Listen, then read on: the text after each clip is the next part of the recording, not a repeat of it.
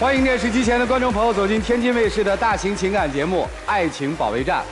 本节目由中国广电天津公司独家冠名播出。看电视享5 G， 选中国广电。亲爱的观众朋友，打开抖音搜索“爱情保卫战”的官方直播间，并添加关注。我们已经在每天晚上的8点到10点开通了直播，我们的情感导师会在线帮您答疑解惑，你们还有机会连麦他们。来看看今天请到的几位情感导师是谁？他们是情感导师于博宏老师，欢迎；青年作家文吉尔老师，欢迎；相声演员曹鹤阳老师，欢迎；情感导师莎娜老师，欢迎。当然，今天我们还请到了广电帮帮团的2位老师，欢迎2位。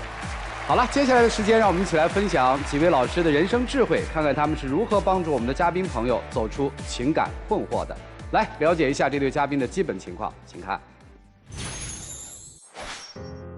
结婚这么多年，始终得不到他一家人的尊重，这种寄人篱下的日子，我受够了。结婚后，我发现她是一个爱慕虚荣的女人，所以忍不住怀疑，她当初嫁给我是因为钱吗？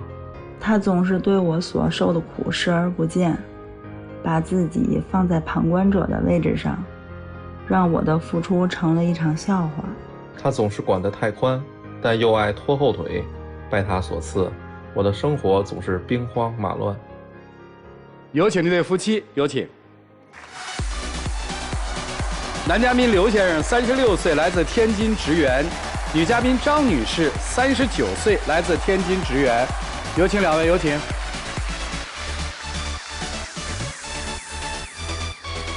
欢迎2位哈，今儿带着金砖就来了是吧？女大3抱金砖嘛哈。是。咋样？挺好的。我不想跟他过了，就是发现这么多年吧，然后他就像一个旁观者一样。家里发生很多矛盾，他都不闻不问，所以我对他特别失望。啊，别，说，也许有误会啊，咱把误会说开啊。刚开始就是我俩处对象的时候嘛，是从网上认识的。然后呢，他父母呢就是不同意，因为他是城市户口，我呢是农村的。后来经过他的劝说，然后他父母就同意了。你看看。然后开始我爸妈也不同意啊，就是因为他们家就挺有钱的，然后我们家农村又害怕我过去受委屈啊、受气啥的。后来他就跟我爸妈去说，然后说能保护我，能对我好，然后我爸妈就同意了。但是后来结婚以后，并不是像我想象的这样，刚开始还好，后来就是因为毕竟他妈不同意嘛，爸妈，我就想问我爸妈，就是说看能不能就是说让他父亲母亲能就是尊重我，或者是得到他们的认可，我就把家里所有的事情就都包揽过来了，洗衣做饭、收拾屋子，就是他们家人我都来干。开始对我还挺好的。但是生完老大以后，他妈妈就发生一些小事的时候，他妈妈就动手打了我。月子里吗？就是刚过完月子吧。为啥事儿呢？就是因为我在餐桌上就是放了一个辣椒。就是吃剩下的辣椒没有收拾，然后我婆婆就说：“你太懒了，你不像以前那么就是愿意干活了。”然后就说我要给你爸妈打电话，让他教育教育你。我说您别打，我就要抢这个手机嘛。然后他说你抢我手机是吗？然后就乒乓就推我挠我，就把我身上就脖子呀身上都挠流血了。然后这个事儿吧，我回来我跟我们对象说了，但是他就是觉得。就是默默的就这事儿就过去了，也不闻也不问，然后反过来就问我说：“你要是不把这个辣椒尾巴放在餐桌上，如果你食了这个事儿，可能就不会发生了。”委屈在这儿。就是这是我婆婆，还有一次是我公公。公公也动手？对，公公也动手打我了。当时我还怀着2胎，那个时候是8个多月。不，这为什么呀？就是夏天特别热，我怀着2胎，就是做完饭了嘛。然后那个我就把就是饭菜全都放到餐桌上了，都已经准备好了，然后叫我公公吃饭和我婆婆吃饭。当时我们家孩子呢，就是老大可能就是生病了，然后我让他去吃那个药，那个药是得饭前吃。劝了2次，我闺女都把药打翻了。然后我说你别这样，然后我闺女就动手打了我，然后我就教育我们家孩子，然后我公公就觉得教育他孙女了。不行，然后直接就过来拿鞋就过来抽我。当时我怀着孕是8个月，我说您怎么这样对我呢？你当时在吗？也不在。那你回家之后怎么处理的这件事儿呢？肯定是先把他们分开，然后一个一个的说呀，一个一个的了解这个情况嘛。那你觉得你父亲这事儿做的对吗？做的不对，因为动手了吧？动手肯定是首先动手就不行。然后我父亲可能也跟我说了一下，就是不应该去跟他动手，当时是太着急了，然后我再转达到他那儿。你父母知道这事儿吗？不知道，我没告诉。这个听着就有点儿，哎，咱往下说吧。看来这不是误会啊。对，然后等生完2胎以后，我们俩就为了避免跟公公婆婆发生口角嘛，然后就搬出去过了。可是，就即便搬出去过了，还是躲不开，就我公公还是过来找茬。发生了什么？有一次我婆婆出去骑车，然后把腿摔折了，她不敢回家，然后也奈何没有人照顾她，然后就是说来我这儿让我照顾她，我说行。为什么不敢回家？因为她怕我公公，然后我就把她接到我们家，然后照顾她，大概就是伺候了不到1个月吧。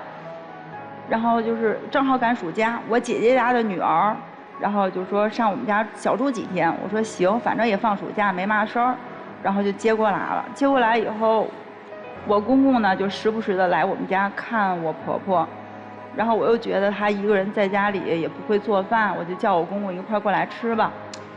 然后就我公公看3个孩子都在我们那儿闹腾，对，闹腾，然后就因为一些小事儿，然后就小姐几个孩子发生口角了，然后就说我们家儿子了，然后我公公就不乐意了，然后就让我把我姐家孩子送走。我当时呢是同意了，我说正好我也太累了。可是当我把孩子送到楼下的时候，就是我姐家孩子就说，小姨，我能再住1天吗？我就再住1、2天。然后我就说行，我说那住1、2天你就得走啊。他说行。然后就把孩子又领上去了，然后公公就进门就骂我，你怎么又带回来了呢？然后就又给我打一顿。真打？对。你父亲打过你母亲吗？这个我不记得打没打过，应该是个惯犯。我觉得啊，我真觉得这个就听不下去了，你知道吗？他说你带着孩子一起走，然后抢孩子有身体接触了，是这样？因为你爸爸打我了，捅着孩子的面儿，不止1次2次了。我不想让孩子看这么暴力的事情，我说我把孩子先带走吧，我说先冷静一冷静。然后我公公就说，你凭什么带我们家孩子？你算老几？你给我滚出这个门！发生这个事儿你就赶紧走了呀。你还在这个家待吗？那我去哪儿？回娘家呀，带着孩子出去啊，开宾馆开房住啊，租房子住啊，走啊，等于又没走。没有，我舍不得孩子，还有一个是，这也是主要原因吧，还有一个是不想给我爸妈添乱。当时是我非要嫁给他的，我爸妈不同意了。好，这事儿等于最后怎么解决的呢？他觉得是他父母对啊，是我的错误。如果说我要不把孩子带过来住这几天，可能就不会发生这个事儿。我认为就是他已经说了要带孩子走，就是今天给送回去，因为也住了1个多星期了吧，所以我认为他应该就是我当时在这个事儿发生之前已经也跟他说过了，那个让孩子先别住咱这儿了，他忙不过来。你可真是。哎呀，我纠结的点不是这个，不是说我忙得过来忙不过来，你明白吗？这个应该是这个心已经碎了，都不是伤了。那个时候老二多大呀？4岁。4岁。今年老二多大？7岁。这是3年。那这3年里面，风平浪静了吗？还是又发生了其他的事儿啊？也有。什么事儿啊？就是一些小事儿，我尽量就是不去他们家。那公婆还过来吗？就偶尔也会过来，就是我做好饭，他们吃完他们就走。就还过来吃饭？对。那你们俩之间的关系怎么样？这不一直到现在，我就想就是说不想跟他过，然后他就说，他就嘴好，就每一次都是给我开一些空头的这个好话呀什么哄着我。他可能也有委屈，我也多少也有点委屈。你还有委屈呢？对啊。好，你说。我的委屈就是，他有时候就那种，我感觉那种是爱慕虚荣的感觉。比如说在公共场合吧，然后有别人的情况下，总说一些买车、买房，去哪儿看车呀，去哪儿看看房子去，然后去看看首饰，是项链啊，是戒指的，就是在有别人的情况下，我也不知道这是说给我听还是说给别人听。买首饰我就是故意给你说的，因为毕竟结婚这么多年了，14年嘛。你从来没给我买过像样的东西过，哪怕一件礼物，没有过吧？我就是故意的。买车是因为什么呢？是因为那个车就报废了嘛，将近报废，已经开了16年了。然后前些天就是5月份，正好就是也出了点事情，然后车也就开不了了。我说你看今天闲着没事儿，要不咱们俩就去看看车去，因为我们上班得离班车站还有一段距离，得需要骑自行车，大概得半个小时吧，然后再加上接送还得不方便，所以才说让你去看看车。这怎么了呢？你在乎人家的想法干什么？我并没有说觉得旁边这个人对我有多重要，我只是想在跟你说这个事儿。就是我就那种是比较低调的嘛，不想让人听见咱比如有这个东西或者有那个东西。我又没说要买多贵的车，就是正常的代步工具，没有，你不报废了吗？对，那个车是撞报废了，我就想买个就是6、7万、7、8万的，就哪怕个纯电动车也。听不下去了吧？好，行，他爱慕虚荣，他还有什么不好？他对我管的也比较宽，是啥意思？像那个衣服吧，就是给我买白色的，我说我不太喜欢白色的，非得让我穿这个白色的。穿呗，他这容易脏哎，不好洗呀。是你洗吗？我洗一开始洗，但是我洗不干净。还有就是我们俩在一个单位上班，天天比如早晨起来得喊他好几次才能起。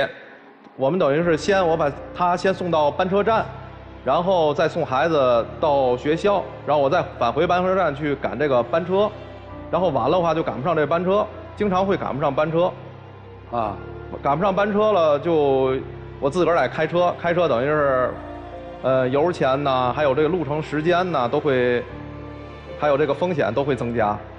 所以为什么不是两口子开着车把孩子送到学校直接去上班呢？是因为我们开车去要得花油钱，得浪费钱。你们家谁管钱？就是都有，没有明确的谁管。他挣的他管，我挣的我管。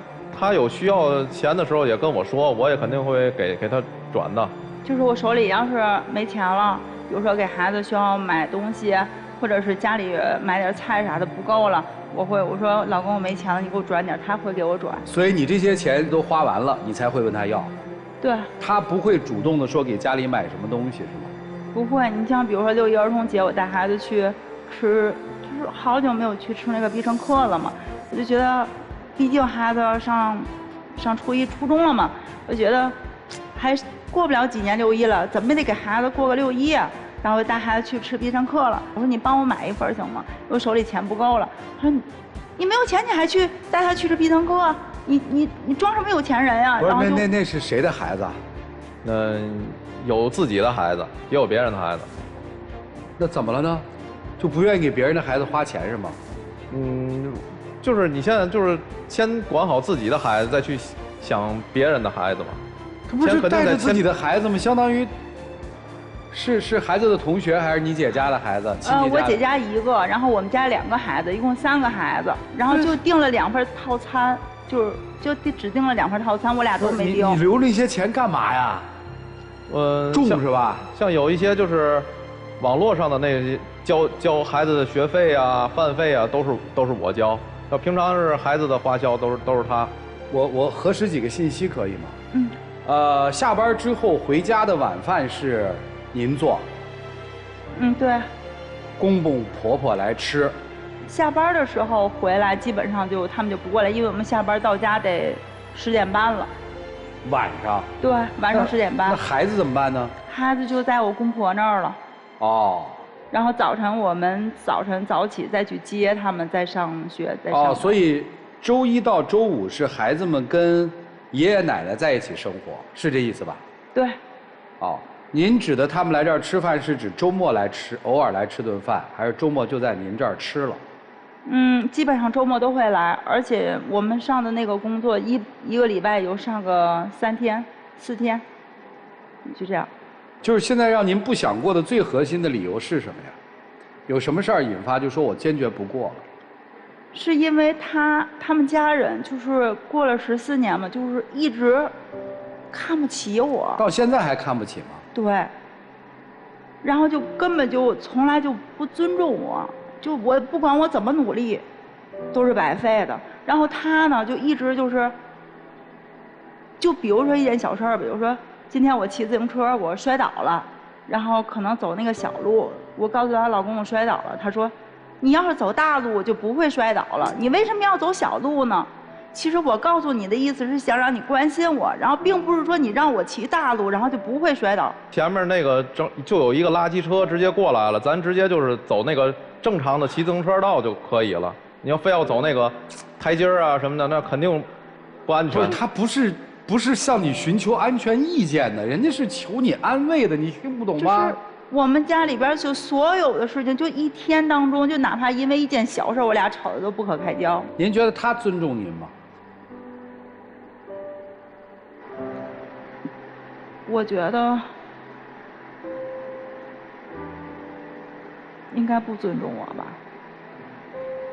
他要尊重我的话，他不会容忍他爸妈一次一次的这么对我，也不会跟他爸妈就是站在同一条战线上。就这个婚姻让你很绝望是吧？对。你父母现在知道了你这10几年来的这个在先生家的经历吗？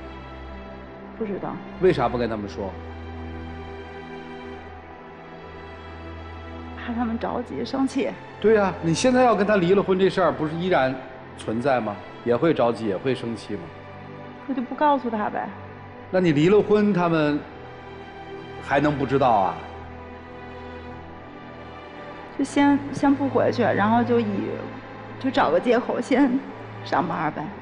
所以您现在道理就是，您今天来道理是说我就是要跟他离婚，日子没法过了，还是说我吃了这么多的苦，我受了这么多的罪，我其实还是想跟你过，我只是你不能懂我，让老师告诉他该做一些什么。你到底是哪一个？咱把它明确明晰清楚，好吗？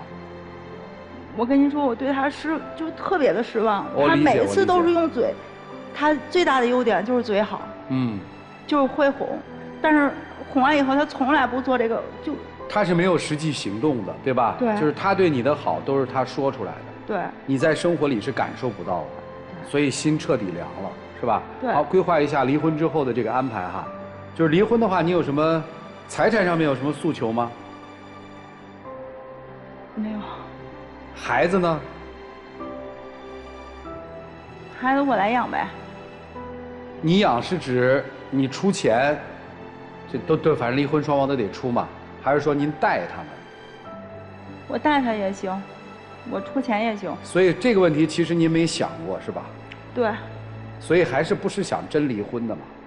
就是今天我觉得还是不让孩子们知道这个事儿，就我俩悄悄就把这个事儿办了就完了。我明白了，您的诉求实际上面是说，对于孩子和对于家长来说，可能我们还是在一起的，对吧？对。反正到了周末的时候，大家演个戏嘛，把孩子接回，是这意思吧？对。这是您的理想操作方式。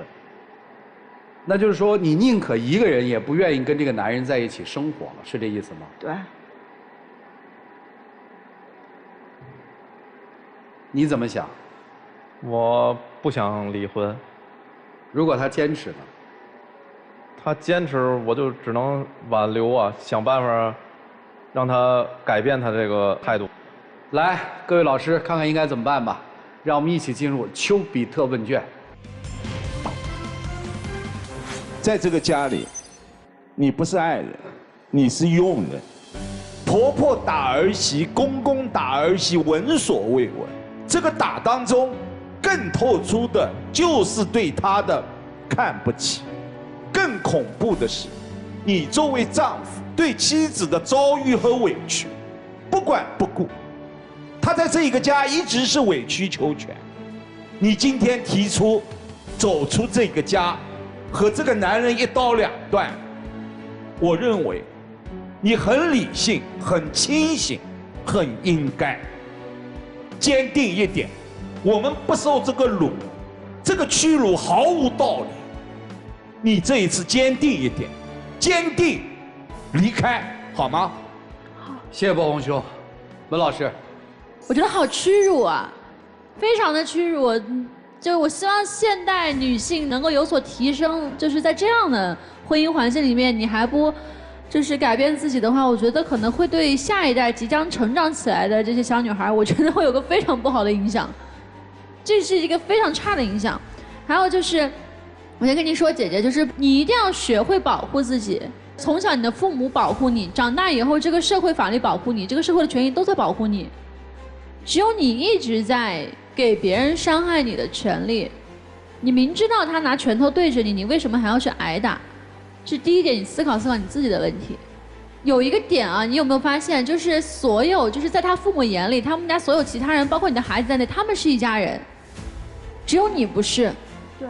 你不被尊重，你被排斥，你被挑剔，所以你赶紧走，这个东西没有什么好留念的。还有就会发现就是，你从头到尾在这个舞台上的表达都非常的清晰，你的核心诉求很清晰，但是你丈夫的核心诉求非常的不清晰，因为他一直在避重就轻，他没有搞清楚自己核心的问题在哪里，他没有搞清楚他的原生家庭的核心问题在哪里，或者说他知道，但他不想去改变，因为那是他的舒适区。一个人在舒适区里面待到今天这个样子，他今天在这个台上，可能碍于各种种种原因或者客观因素，他依然可以说出好听的话，但是你是改不了他的根骨的。当你改不了他的根骨的时候，你这种人你只能远离他，没有别的办法。说完了。谢谢温老师，曹老师。打人的事儿我就不提了，二位老师说的非常对，我就没有必要重新再说一遍了。虽然我很气愤啊，但是我是觉得这个男方绝对是一个和稀泥的高手，他装傻，其实他非常聪明。如果他不会说话，他打头就是个直脾气；如果他要会说话，他都不会说那些不走心、不走脑子的话，去怼你。我觉得，你考虑一下。后边还有一堆非常甜、非常好的陷阱的话在等着你，但是我觉得要摒弃一切，考虑好自己真正想要什么样的生活。我说完了。谢谢曹老师，山大老师，注意情绪啊，控制，不许说脏话啊，不许骂人，俩要求。对他真的没有好听的，我就问您一句，你站在这个台上，你。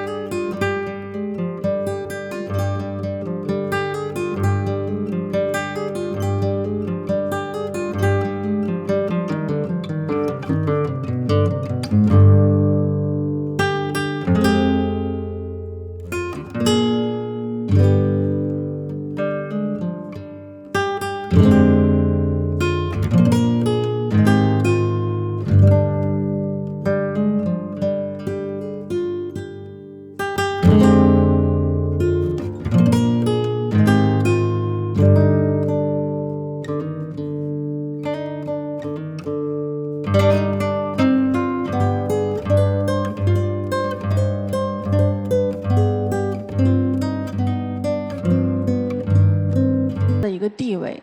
就当你第一次婆婆动手打你的时候，然后你老公的不作为，其实就是给了你的公婆的一种底气。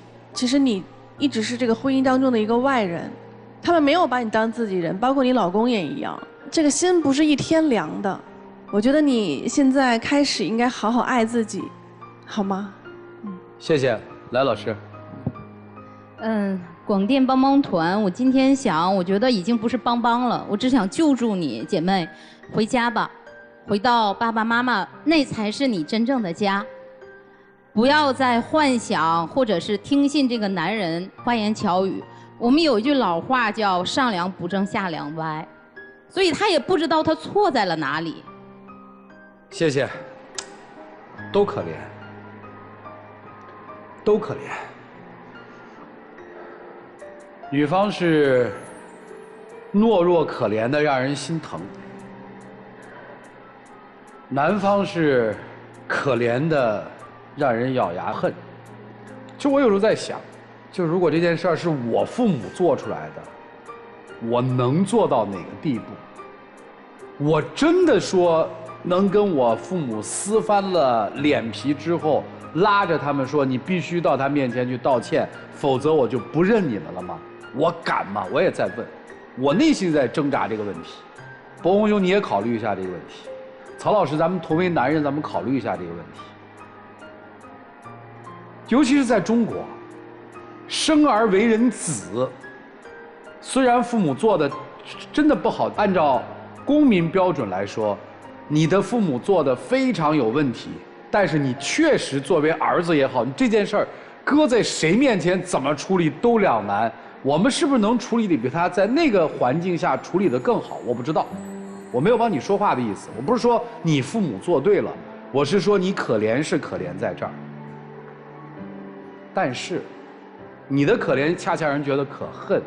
如果说这种可怜是值得原谅的，因为动手的毕竟不是你，但是你对你媳妇儿的态度，老师也说过了，决定了旁人对待你媳妇儿的态度。如果你是一个强大的人，谁敢碰你媳妇儿一根汗毛呢？对吧？你的可恨都不来自于这儿，最可恨的是来自于你的冷漠、自私，太自私。我听到那句话的时候，我心都凉到了谷底。你知道哪句话吗？先管好你的孩子啊，不就是2个披萨套餐吗？2个自己的孩子，一个媳妇儿姐姐的孩子，那就有外人啦，这顿饭就吃得膈应啦。一个人怎么可以如此自私，自私到这种程度？那是你媳妇儿姐姐的孩子，跟他是有血缘关系的亲人呐。小姨带着孩子去吃顿饭，怎么了？就是外人了。那个钱真的就那么重要吗？所有的亲情都可以不念及吗？如果你能够不念及这种亲情的话，为什么你不跟你父母决裂？所以我说你可怜，但是你太可恨了，太自私了。我真觉得你妻子应该离开你，真得离开。因为我告诉你，你知道为什么吗？你知道为什么吗？就是发生了。别说你现在对他这样冷漠，即使你对他好，你父母对他做的那些很难翻篇。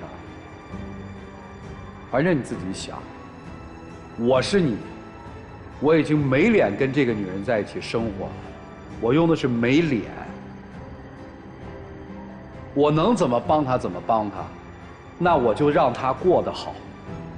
咱就做一善良的人，别做自私的人就行。好了，剩下来的时间留给你们吧，让我们一起进入192就要爱真情60秒。咱俩也有14年了，可能这14年当中有很多不愉快吧，但是我还是想继续保护你，从我自身当中找错误，然后再从我父母那儿，我也有什么事儿，我也要担着这个责任，想把你留下。你说的根本就做不到，你连一个担当都做不到，作为一个男人的一点责任都没有，我怎么相信你啊？这么多年了，我给过你机会。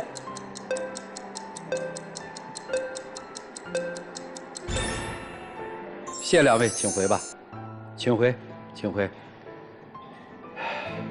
电视机前的观众朋友，我们栏目的唯一官方报名热线是0223606361，以情感困惑的观众可以来电报名，不收取任何的费用，小心被骗。宝红兄是不是挺气的？气的真的非常无语。就我这个问题就得问您了，其实给您留了思考的时间了。如果那是您的父母，您怎么做？确实，一边是爱人，一边是亲人。我的选择是，不会和父母吵，我不会和他们去讲这个理，会立马带着孩子、妻子离开这个屋檐下，即便我暂时流落街头，这就是我彰显的对自己爱人的保护。其实就是态度。当然，你生育了我，养育了我，但是我也是有我的底线，因为我也是个独立的人，对吧？我不能去骂我的父母，我没有办法去骂你们，我没有办法去跟你们做对抗，但是我至少要表达我的态度，我的愤怒，对吧？当晚就走。好，马老师，男出女不出吧，姐姐可千万别出来。曹老师有什么两全策吗？没有，完全没有。而且刚才我试着代入了一下，我就说你代入之后，我代入之后，我想不到结果，因为我们家是绝对不可能发生这种事情。你就觉得超出了常理了，对吧？是，我想象不到，我想象不到的结果。反正我觉得也是男出女不出。沙娜老师，对，男出女不出，这太生气、太气愤了。来，让我们一起看他们自己的选择是怎样的吧，请开门。来，让我们一起看他们自己的选择是怎样的吧，请开门。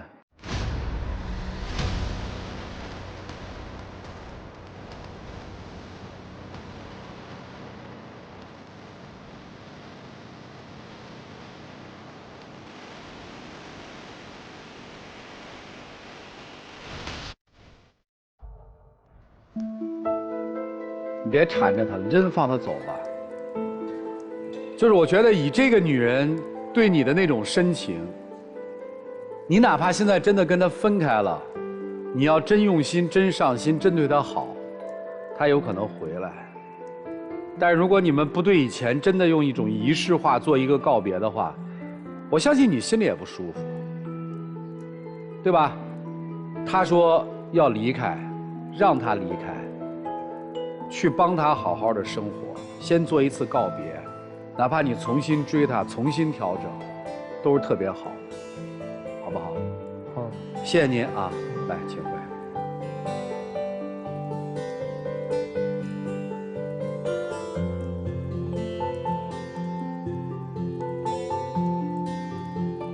来，了解下一对嘉宾的基本情况，请看。结婚13年了，每一天生活都感觉很压抑，经常说我不淑女，还总是说我没教养。作为一个女人，就应该温柔体贴，会照顾家，而我却娶了个女强人。他大男子主义意识特别强，在我怀孕9个月的时候和我吵架，毫不留情。我不喜欢事情超出控制的感觉，但他总是挑战我的底线，所以我的脾气才会控制不住。有请这对夫妻，有请。居先生40岁，来自辽宁，自由职业；贾女士40岁，来自河北，对外汉语讲师。有请两位，有请。结婚13年了。几个娃？1个。今天来这儿是因为他就是老挑我，什么事儿都挑我，看我看不惯。就是平时的时候老说我不做家务，家里边然后这儿脏那儿脏的。然后还说我就是什么东西都不往回放，然后说我吃饭吧唧嘴，然后说我平时的时候笑哈哈大笑，这些他都嫌弃我。那您到底做不做家务？我做呀。我觉得这个东西是一个常理，一个女的，就是说，矜持也好，或者说是爱干净的习惯也好，都应该是正常的，应该一些习惯。到她这儿总是。就是说，已经特别严重的影响闺女的这个生活习惯，或者说是这个形象，一点矜持感没有，或者说，给人一种特别不爱干净的感觉。那大大咧咧不好吗？我觉得一个女孩性格开朗，你说她现在都说了，这大大咧咧不好吗？她现在都已经把这个当成前提条件，就是她就认为这个事儿就应该大大咧咧吗？他跟你在一起，他不大大咧咧的，他跟谁在一起大大咧咧啊？回了家了放松怎么了？家里是温馨的地方，或者说是温馨乱也可以温馨啊。那我的认知认为干净还成毛病了吗？不是，你们家有多脏啊？满地碎头发呗，那个洗手间踩的磨磨唧唧都是脚印子啊！那你拖呗。我认为这事是谁造成的，谁要收拾？家平常谁收啊？大部分都是我。那不就完了吗？你嘚瑟什么呢？你也不做个家务，我做了家务，我把它弄乱了，反正也是我收。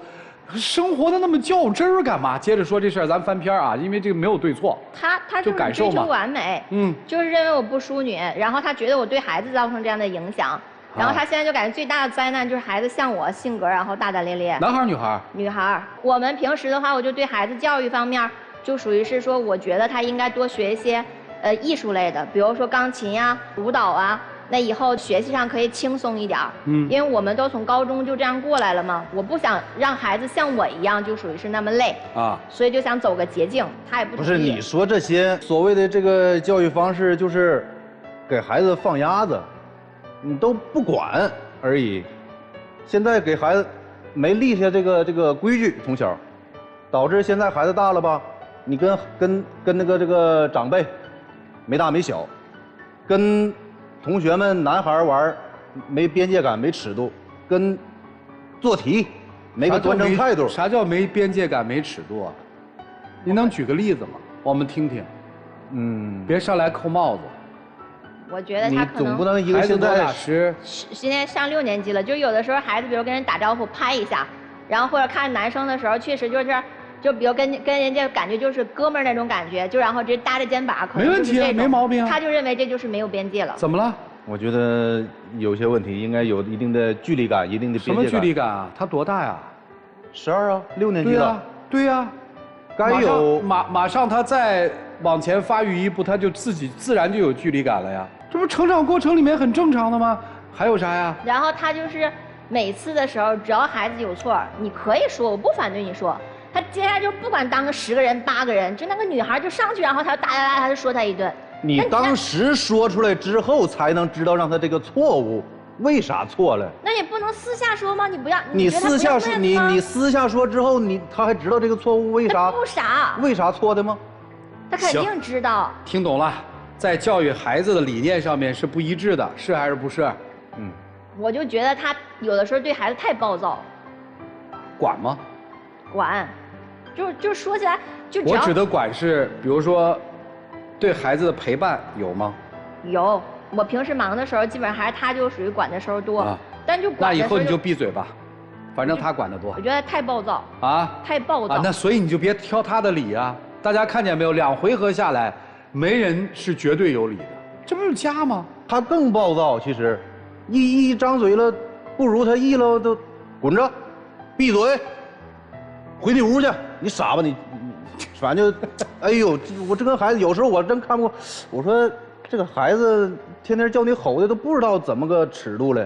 那我不是总大吼大叫啊，那我天天只要就是我们俩在家的时候就挺好，你一回家之后叨叨叨叨叨，我买50个笔芯儿，你然后在那叨叨叨说我浪费，我多买2样水果，然后你也说我贪吃，说我浪费，那我自己赚钱我就不能花了吗？2笔芯你使的时候找着了，后边那48个笔芯你找着了啊？回头还得让我和孩子帮你找去，我们不帮你找了，你得说这个说那个，完了脾气又起来了。哎呀，你们俩真为这点事儿也吵啊？你买了50个笔芯儿？对呀，我在拼多多用了买的，48个找不着了。来，你让我去给你找。对呀，我就说那笔芯去哪儿了？你帮我说的这个只是一个习惯。你咋回事？从来不收拾。为啥找不着啊？啊？那东西家里边东西不是总你放吗？你放得好吗？哎呀，我不是瞎吗？没找着。你再买，我再给你买2根。那你要这样，我永远吵不起来。不就完了吗？较什么真儿呢？弄什么？我就还评个理，这有啥好评理的？其实他就是大男子主义，他就啥事儿都想让我听他的。哦。我就是有时候我就不服，完后就是我就记得印象最深刻的就是我家里边我弟，那个时候然后要结婚了，我说让他过去帮忙，然后他就这事儿也忙那事儿也忙，他就不去。完后他哥们儿结婚了，他就屁颠屁颠他就跟着去了。完回来之后我就跟他说，我说我那时候挺着肚子9个月大，到最后你还然后就属于这样，我指望不上，你也指望不上。然后后来他就跟我动手了，把身上弄青一块紫一块。后来然后我弟结婚的时候，我就穿长袖然后去参加的。你要把事情原委说出来，那个东西是有前提条件的。哦，您说，他说青一块紫一块的，当时我跟他一再解释，我说有事儿，那晚上嘛睡觉的时候床上，然后躺着，就非得跟我说你有啥事儿啊，跟我掰扯没完了。我说不想说了，不想说了。我说我这时候坐起来了，坐起来我要出卧室，穿睡衣，这个时候就撕吧我睡衣。又晃荡我的，这又掐的又怎么着的，睡衣都撕坏了。回头我都挡了几下，那谁知道他拿这事儿还说事儿了，还青一块紫一块的。不是，我都说你家的事儿就特别重要。我当时真是有事儿，完了我的事儿就特别不行，特别小，给人一种落差感。媳妇儿弟弟要结婚帮个忙，姐夫帮个忙，怎么了？当时是有事，有啥事儿？那个时候也在上班着，有个会儿需要我去操办，办去呗。对呀，再跟他解释嘛，但是就不行。不是你办完再去帮忙呗。关键是没有想到你这么快的应变呢。跟应变没关系，不就心里面那些破事儿搅着底呢吗？还有个事儿，啥事儿跟他家人商量，从来不跟我商量。咱卖过2辆车了吧？就卖第一个车的时候。一直背着我，跟他弟打电话，我是听着个音儿，我才知道，知道是把车卖了。第二个车啥时候卖的那阵儿，包括这2个车卖多少钱，从来没看着过。那第一辆车，啥都跟他们家商量。是跟我弟商量的，因为我习惯跟我弟商量。那时候也刚跟你结婚，对你习惯跟他们商量就。我就是角色没转换好。然后第2次你不知道因为啥卖车吗？第2次的话，那不是因为给孩子要交1680的舞蹈学费。我跟你要钱，你不给我，那到最后我也得活呀。我不把车卖了吗？你们俩谁管钱啊？以前的时候他让我管过一段时间，后来然后他又把工资卡给收回去了。收回去之后就各花各的。你知道我为啥收回去不？当时刚结婚那阵儿，非得要我工资卡，完了吵架，利用吵架找事儿，完了我把工资卡给他了。那阵儿看余额比较充裕了是吧？有点积蓄了，就惦着折腾。又租店面儿，又整门市脸儿。他那阵我都告诉他，我说你要有规划，要有预算，要有支出，说这个各方面的。结果你自个儿啥呀？你好高骛远，你根本就没有这方面打算，就知道往里赔，一个店面就得赔进去20-30。那我也是想赚来的。所以我要把卡收回来。所以当时他第2次卖车时候管我要钱，我不给他。那我就觉得你不给我钱可以，但是孩子钱你不能不给呀。那到最后家里边所有开支都是我的，然后你不给孩子，然后就是1680块钱你都不给。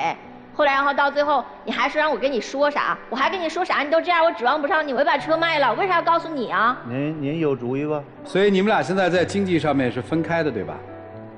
现在又合到一块儿了。谁管？现在的话是我在管。然后，因为我们又买新房子了嘛，就是因为这个事儿，他就然后我跟他一块儿结婚13年，他离婚协议书跟我写3版，每次然后一有事儿，然后就直接就那俩字儿，哪过日子总把那俩字儿放在嘴上啊？不是，他特别不听人劝，你知道吗？听家人的，听朋友的，就不听我的。哎，你们俩写了3次离婚协议，为什么没离成啊？都是我死乞白赖的，然后把他往回拉。第1次的时候，其实是我提出，就是然后我弟结婚那个时候那个事儿，我觉得他然后就是把我身上弄青一块紫一块，而且在那个时候我就不能忍了。后来然后他觉得他可能就是错了，他把我拉回来了。然后第2次的话就是那个卖车的时候，然后他觉得就属于我不尊重他，然后就非要跟我分开。然后我后来又觉得，那既然然后就是要一块过，也不能不让孩子有一个完整的家。然后后来我就然后又死乞白赖，然后就把他求回来了。然后这一次的话是最近一次，就是我们又买新房子了嘛，就因为然后这个装修风格，然后就属于是达不成一致，然后就又因为小事就呛起来了。后来他就说他累了，他就说然后说啥也不跟我过了。就是听别人的，因为我俩都定好了之后，因为他朋友的一句话就得跟人家走。那你房子一住几10年，那到最后的话，我让人家给我去看看怎么了？是，然后刚开始定的是咱俩满意就行了呗，那是大动作。那我就想让人家看看，人家看了之后说我们那种设计方案不好，就改了。改了之后，然后我就直接说那就挪到这边来吧，他就急了，他就说然后我不重视他，然后就听别人的话，不听他的话。对，关键你还没告诉我。他就每次等我到那儿，木工在那儿弄的时候，等我到那儿我才发现这个事儿。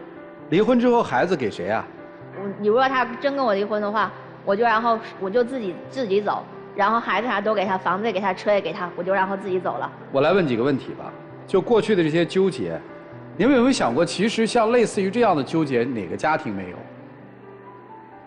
每个家庭都有，对吧？是不是生活习惯不一样？对。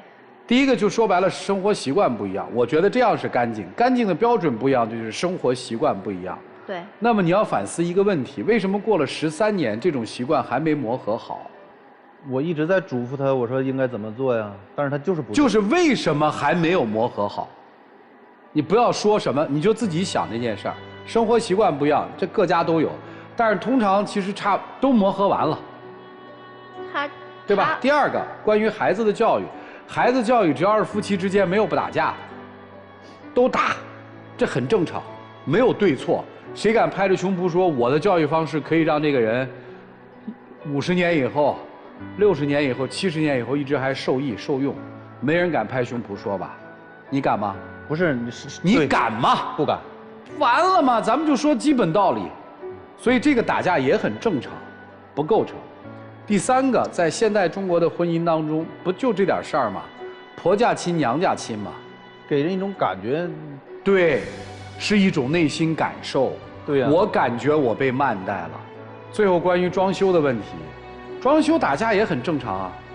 所以我想告诉你们的第一点是说，你们今天吵的这些都是家庭生活当中最正常的，没有什么稀奇的。接下来就是我想说的。发自内心的，其实这个女人你现在是厌烦的吗？你是从生活方式、行为习惯以及她的态度，全盘否定了这个女人。你是不想跟她过的，你对她没有爱了。我们都不谈爱不爱，今天的核心就是你们还想不想过？你的心胸真的那么小吗？你的适应力就那么差吗？13年你不能适应一个躺在你身边的女人，家里面这儿乱点那儿乱点，这儿脏点那儿脏点，你就不能适应吗？你们俩叫一个心太细，一个心太没心。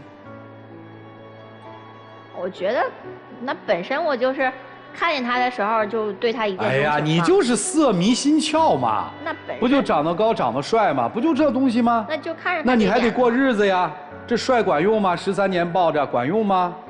现在嫌你吃饭都吧唧嘴了，现在嫌你说话大大咧咧的。我不是要挑拨你们夫妻之间什么，我只是摆明一个事实出来。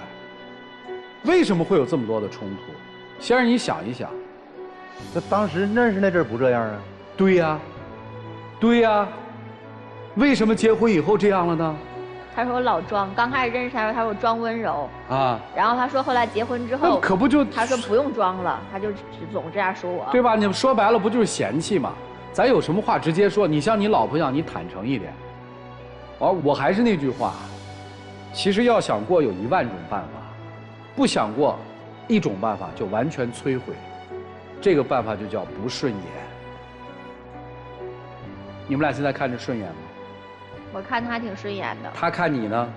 我觉得哪儿都不顺眼。对，你又看着他顺眼，又离不开他，然后，但凡能让他心里舒服一点的事儿，你都不愿意做，你这叫什么？让我们一起进入丘比特问卷。13年婚姻，写了3次离婚协议书，还准备写多少章呢？究竟会不会真的让离婚协议书落地呢？但是你们这一段婚姻当中，更大的问题很显然出在您的丈夫身上，很高大，但是你的内心，我不说狭隘，很细小。任何事情，你都在眼中把它放大了，深藏内心，耿耿于怀。只要有场合喷薄而出，这不像我们一个男人的胸怀。作为夫妻，如果话说不到一起了，饭吃不到一起了，物过不到一起了，到最后肯定觉睡不到一起了，那就一拍两散了呀。所以做丈夫，你需要改。你改的很多，是要学会妥协，你呢要学会适应。这一点，你们两个人真的需要好好的磨合沟通了，好不好？谢谢伯洪兄。王老师，我们经常说一句话叫“可怜人必有可恨之处”。我现在觉得你既可怜又可恨，为啥呢？为啥你这么卑微呢？这个家庭所有的道德评判的标准，不应该是以他想要的结果为出发的。他斥准你哪一点？他斥准你不想失去他，但是就是这一点，让你一直都甘拜下风。但我告诉你，他如果真的离开你，我跟你说，他也过不好。你不信你们试试嘛。第二点就是，我们从一个家庭教育的角度来说，就是我们在看自己父母的时候，其实，妈妈给我的，在这就是我未来的人生当中，我的人生观里面，我的价值观里面，妈妈能给到我的是安全感，而且你所有的一切的行为举止，在他眼里都会潜移默化的去影响他，他以后可能会模仿你，他有样学样，因为在两性关系里面，他最直接的榜样就是你。我现在觉得你给你的女儿打了个非常不好的样，你应该让你的女儿知道，这个男人如果他对我好，我可以跟他过下去；如果他对我不好，我不舒服了，我很难受了，我压抑的受不了了，你就让他知道我们可以说不，我们可以说再见。我觉得先生有一点就是，你应该趁早说出来你不爱他这件事情，这是你在这个婚姻里面撒了最大的谎，因为你今天所有的言论都是基于真的就是不爱，你或许对他有亲情，或许有责任，但是爱情这个东西，我觉得从他第一次说出来说你不要装了这个话那一瞬间开始，他就已经否定了过去你在他心里面那些出于爱情冲动的热烈的美好的幻想和期待。说完了。谢谢文老师。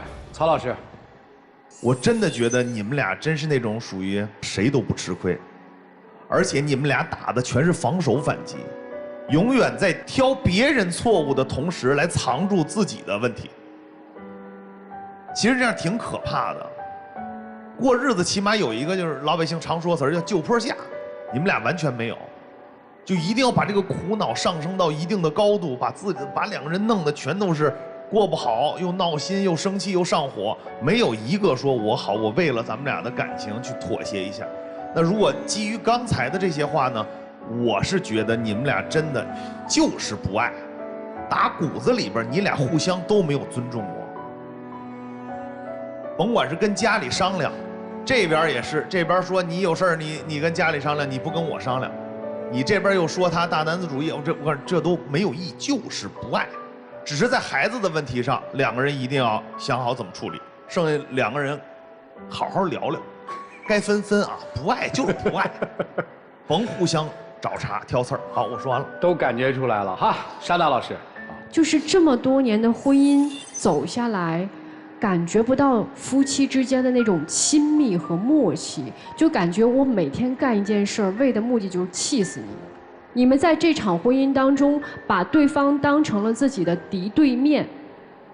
为什么？就是大家都说没有爱，但是我们没有爱情了，但是我们有家人之间的爱。这个爱它是更浓缩、更升华的。这个爱，它首先第一点就是我尊重你，我把你放在我的心上。但是你们两个人没有，女孩嘴上喊着啊我喜欢他，我特别喜欢他，但实际上呢？你只是内心的不服气，你不服气的是什么？这么多年我都没征服这个男人，凭什么他不爱我？所以你内心是满满的不服气。在一段亲密关系当中，我们大家都希望你能按照我的要求来行事，就是在权力斗争。如果你们的家庭当中只剩了两个人在争夺权力的话，那就是血雨腥风的日子了。所以我觉得你们两个人都善良一些，不要把对方当成敌人，放下敌对关系，找到合作共赢的点。如果真的找不到，那就散了吧。谢谢山大老师，来听听广电帮帮团老师们的意见。作为广电帮帮团啊，我想说，家家都有难念的经。我觉得你们，其实从我的角度啊，孩子这么大了，你们还应该各自就是为孩子考虑一下。当初为什么在一起，肯定还是因为有爱，对吧？我觉得还是应该家和万事兴吧。明白了，忍了哈。是忍了，我觉得他很爱你，其实。来，老师。广电帮帮团呢，我今天特别想帮助这个女士。《简爱》中有一段话：爱是一场博弈，必须保持永远与对方不分伯仲，势均力敌，长此以往，你们才能相依相惜。因为太强的对手令人疲惫，太弱的对手令人厌倦。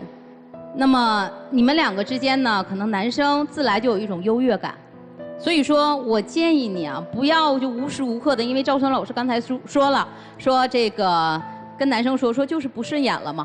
但是你第一时间你就反应说顺眼，我看他是顺眼的，你不要表现的这么就是把你的这个底牌亮的这么明显。那么在这样的情况下呢，我想建议你就说，我们要永远保持转身离开的勇气和底气。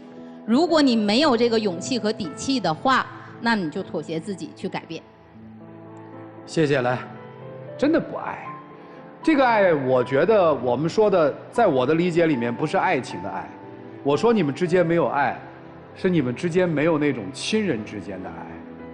而且现在最要命的是，你们两个人把女儿当成一个介质来进行彼此的攻击。你们对待女儿的否定，其实不是在否定女儿。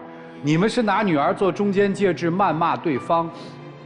你们想，我闺女大大咧咧就是跟她学的。你是在说闺女大大咧咧吗？你在骂谁？你妻子在面对你女儿的时候说：“你给我闭嘴！”闭的是女儿的嘴，还是让你闭嘴？你们自己想。这才是我觉得这个婚姻当中最可怕的东西，就是夫妻两个人现在把女儿裹挟进来。以女儿为介质开始进行攻击，最严重的问题是在这个地方。如果你们这种方式，不如不在一起，因为对闺女儿的伤害太大了。我挺可怜他们家孩子的，以姑娘为介质，夫妻之间去争斗，水平挺高，佩服你们。让我们一起进入192就要爱真情60秒。老公，我想跟你说的是，在这13年里边，我真的挺在意你，挺在意这个家的。以后的话呢，我会多考虑你的感受，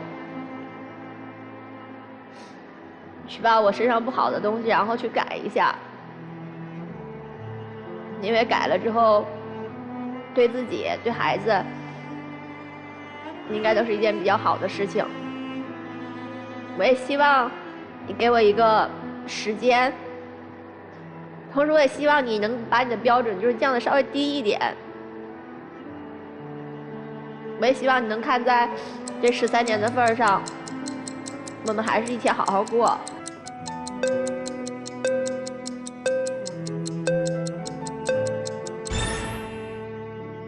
哎呀，听着扎心呐！谢谢两位，请回。电视机前的观众朋友，欢迎通过金悦 APP 添加 FT 网络电视万事达手机客户端收看本期节目内容。欢迎登录腾讯视频、优酷视频收看节目的完整内容。登录抖音搜索“爱情保卫战”的官方直播间，并添加关注。我们已经在每天晚上8点到10点开通了直播，我们的情感导师会在线帮您答疑解惑，你们还有机会连麦他们。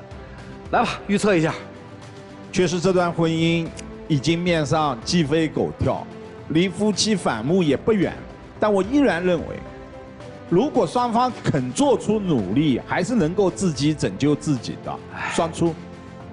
王老师，我就希望都别出来。哦，是希望。来，曹老师，我是觉得，刚才说了那么多，他们俩还能挺一阵儿，所以说我觉得会双出。好，大问题以后再爆发吧。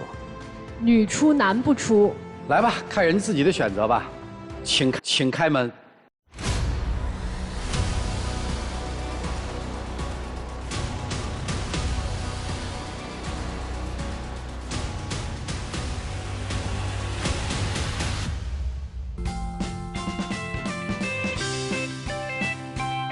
所以你看，中国这个哲学多厉害，难得糊涂。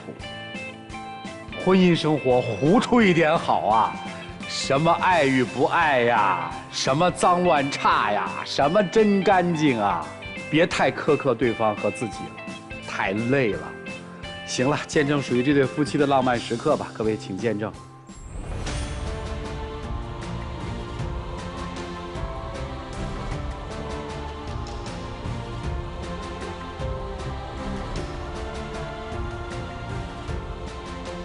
谢谢两位，请回。哎，以后可别跟闺女说什么大大咧咧都是随妈这话了啊，特别不好。来，请回。